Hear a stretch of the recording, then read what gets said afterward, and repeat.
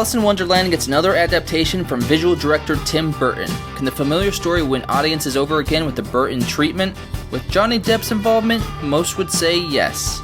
The story starts with Alice, played by Australian actress Mia Wasikowska, in a little predicament. Her father passed away and now is practically being forced to marry into the Ascot family, who now owns her father's trading firm. As we expect, Alice follows a little white rabbit and falls down a mysterious hole, which transports her into another world. Here, we see familiar characters like Tweedledee and Tweedledum, Cheshire Cat, the Caterpillar, and much more, all stranger looking than ever. Burton's Wonderland is a mix of the settings from his past films, with twisted trees, ambient sounds, and dark atmosphere, and is appropriately named Underland instead. We don't learn why this is until later. Johnny Depp's Mad Hatter plays a big part in the movie, yet he seemed like an unimportant character who was there because Johnny Depp was playing him. Now, Depp does a fun job as always as an over-the-top character and also gives the Hatter some depth. I would have to say that Helena Bonham Carter steals the show as the Red Queen, and you can't keep your eyes off her when she's on screen, and it's not only because of her oversized noggin. Other notable appearances are from Anne Hathaway as the White Queen and Crispin Glover as the Knave of Hearts.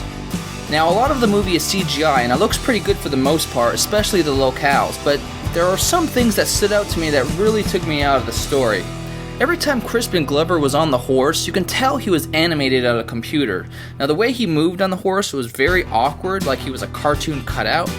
There are parts where it seemed he was digitally entered in the movie, as if he was even standing next to the Red Queen or the Mad Hatter at times. Now, I tried hard to look past this, but it's really hard to believe a world that is noticeably created by a computer. Alice in Wonderland is enjoyable, to a degree. The story is a familiar one, and it seems some additions were added this time around to make it somewhat different. These additions weren't different enough, and for whatever reason, they fall flat.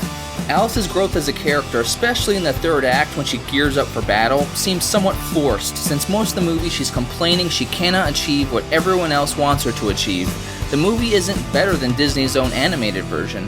I think the problem is that we're going into a movie where we already know the outcome, so there's really no sense of real wonder or surprise. It's okay for what it is, but the trailer made it look a heck of a lot more fun.